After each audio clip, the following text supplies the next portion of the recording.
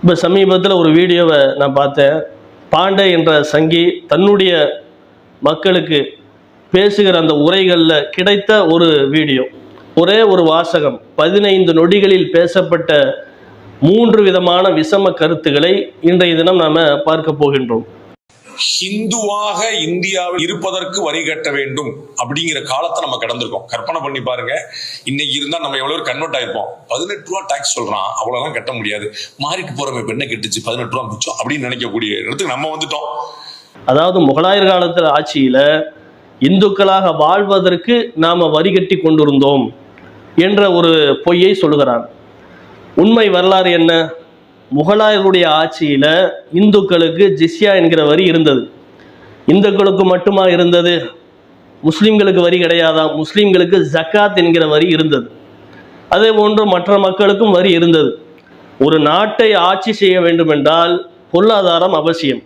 இவன் என்ன செய்யறான்னா, தவறான கருத்துக்களை சொல்லி இந்துக்களாக வாழ்வதற்கு இந்துக்கள் வரி கட்டினார்கள் என்கிற ஒரு பொய்யை பரப்புகிறான்.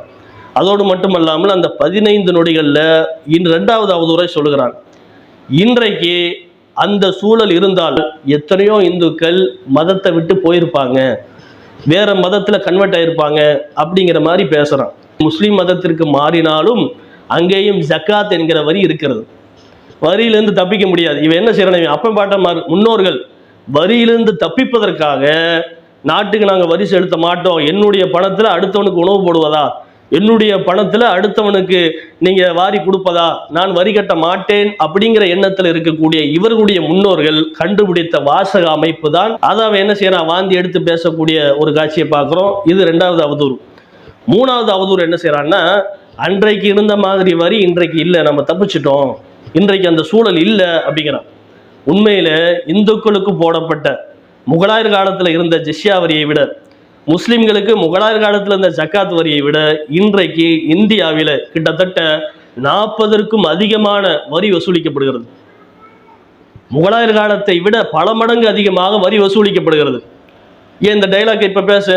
இந்தியனாக வாழ்வதற்கு வரி கட்ட வேண்டிய ஒரு சூழல் இருக்குது அப்படின்னு டைலாக் பேசினா வாயில மிதிப்பான் அரசாங்கம். அப்படி பேச முடியாது.